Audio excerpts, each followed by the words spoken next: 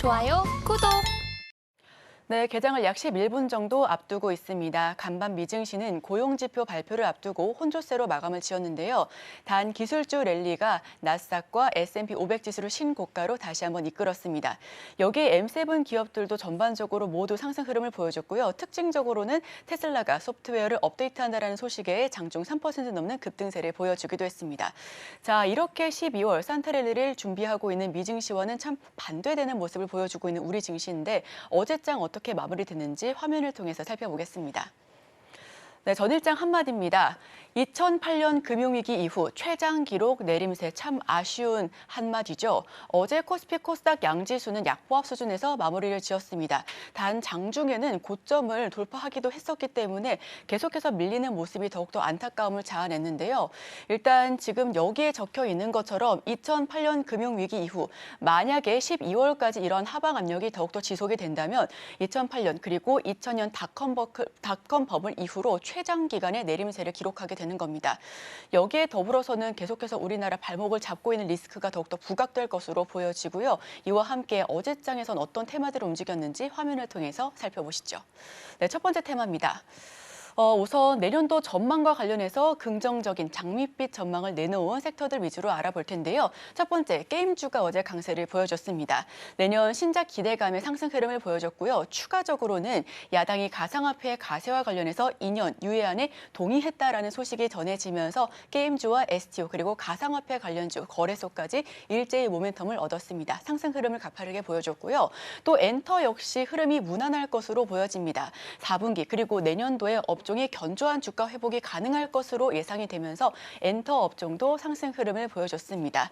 특히나 카카오도 강세를 보여줬고요. 컴투스와 우리기술투자 모두 상승 모멘텀을 바닥하는데 단 이 업종 내에서도 상승 흐름이 좀 엇갈리는 모습이었었죠. 하이브 같은 경우에는 아직까지 뉴진스 내용을 앓고 있기 때문에 이 부분과 관련해서는 리스크가 조금 더 짙어질 것으로 보여지고 있습니다. 자, 그럼 두 번째 테마도 오픈을 해보겠습니다. 이번에도 상승 흐름을 보여줬었던 테마들인데요. 미국발 훈풍을 받았었던 섹터들입니다. 우선 미국이 동남아산 태양광 제품 반덤핑 관세 부과 소식에 우리나라 태양광 관련된 종목들이 반사이익의 수혜를 얻으면서 상승 흐름을 보여줬습니다. 그도 그럴 것이 무려 271%나 넘는 과세를 부과하겠다라는 소식이 전해졌기 때문이고요. 추가적으로는 미국이 양자 컴퓨팅 업체 주가가 좀 급등했다라는 소식이 전해지면서 그 모멘텀이 우리나라로도 고스란히 전해졌습니다.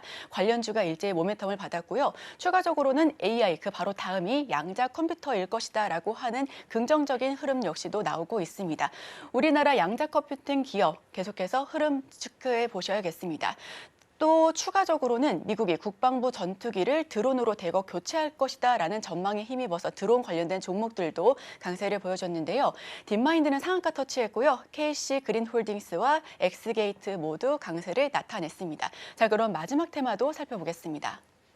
마지막 테마는 하락한 테마 위주로 좀 짚어볼 텐데요. 우선 대왕고래 예산 삭감 소식에 한국가스공사가 9% 넘는 하락세를 기록했습니다. 이렇게 테마 단으로 움직이는 종목들 같은 경우에는 리스크를 안고 움직이기 때문에 반드시 투자에 유의하실 필요가 있어 보이고요.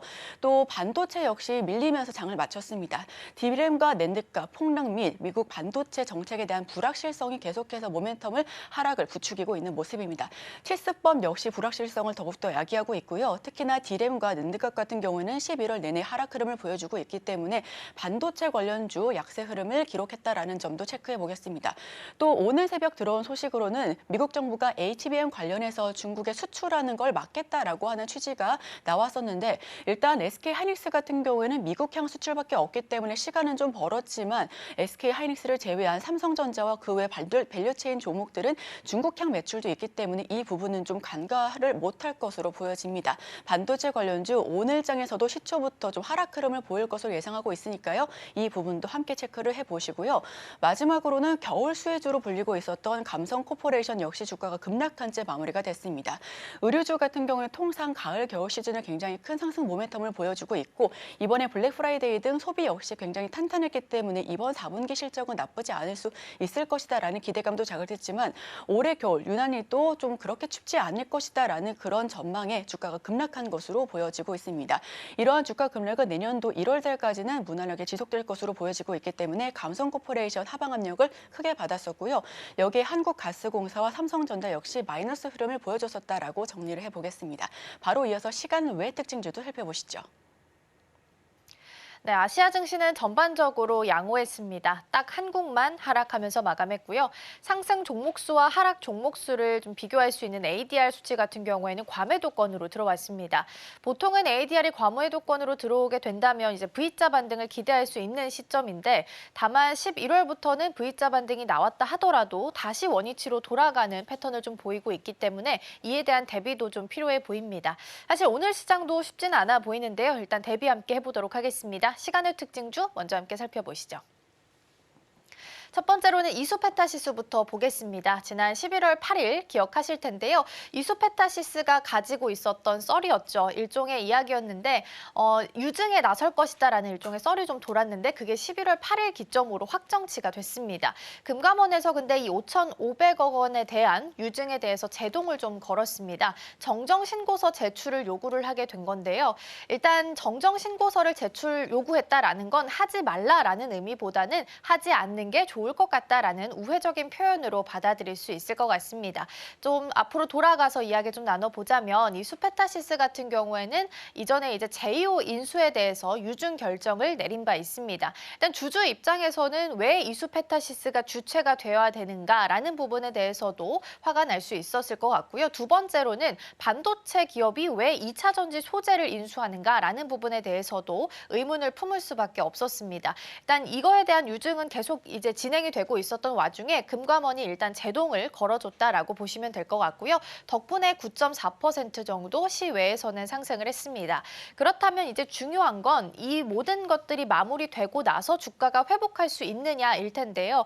사실 리소페타시스 같은 경우에는 유증 이야기가 나오기 전부터 이미 주가가 좀 하락 추세를 타고 있었기 때문에 유증은 어떻게 보면 하락의 트리거였다라고 볼 수 있겠습니다. 다시 회복하는 데까지는 시간이 조금 더 걸릴 수 있겠다라는 부분도 함께 체크하셔야겠습니다.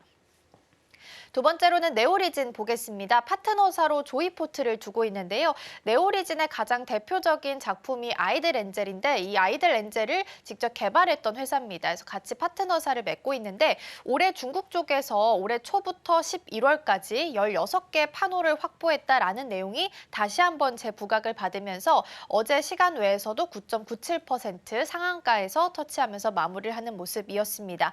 아무래도 16개 판호를 확보했기 때문에 중국 쪽에 있어서 진출하는 데는 조금 더 쉬울 수 있다라는 장점 가지고 있고요. 최근 또 연말이기도 하고 해서 놀자주, 그러니까 게임이나 아니면은 엔터 같은 종목들이 잘 가고 있는데 이에 함께 좀 힘을 받으면서 네오리준도 어제 강세를 보였습니다.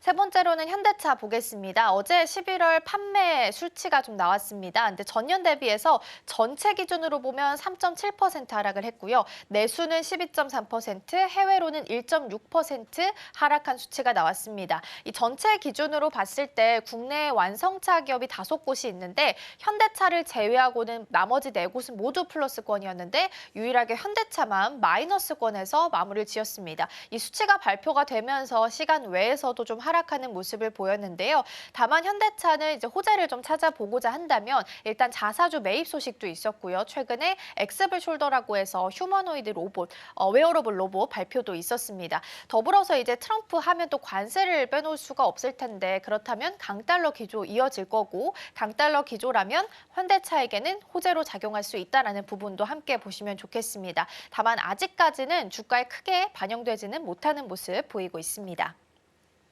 마지막으로는 한선 엔지니어링 보겠습니다. 주말 사이에 나왔던 소식이었죠. 야당에서 내년 정부 예산안을 감액 처리를 했습니다. 이게 대왕몰에 관련한 프로젝트에 대한 이야기고요. 505억에서 497억을 전액 삭감하면서 사실상 8억만 남은 수준입니다. 그래서 사실상 전액 삭감이다라는 이야기가 나오게 되면서 조선이랑 피팅 밸브까지 해서 전반적인 하락세를 면치 못했고요. 한선 엔지니어링도 시간 외에서 1.5% 추가적인 하락을 이어가는 모습 보였습니다. 시간의 특징주 이렇게 해서 정리해 보고요. 계속해서 예상 체결 지수 함께 살펴보도록 하겠습니다.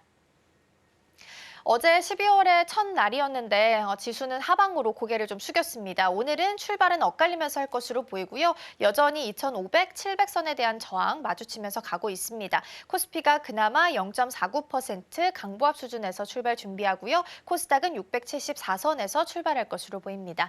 계속해서 시총도 함께 살펴보도록 하겠습니다. 삼성전자부터 현대차까지 자리하고 있고요. 앞서서 이제 언급드린 것처럼 대중 반도체 수출 통제 이야기가 나왔습니다. SK 하이닉스는 전 물량 HBM 관련해서는 미국으로 지금 수출을 하고 있기 때문에 큰 타격은 없을 것으로 보이고요. 다만 삼성전자는 HBM 매출 중에 30%가 중국향입니다. 그래서 당연히 영향을 받을 수밖에 없을 것으로 보이고요. 일단 출발은 0.75% 약보합 수준 출발 예상하고 있지만 아마 추가적으로 더 밀릴 수도 있다라는 부분도 염두를 해두셔야 될 것 같습니다. 현대차는 다행히 오늘 0.46% 상승하면서 올라갈 것으로 보입니다. 코스피 시총 상위 종목까지 함께 살펴봤고요. 그럼 오늘 시장 문 열고 다시 돌아오도록 하겠습니다. 지금 바로 구독을 눌러보세요. 실시간 경제 뉴스, 투자 전문가들의 다양한 시황과 정확한 분석, 또 알찬 투자 정보까지 신뢰할 수 있는 저희 서울경제TV와 함께하세요.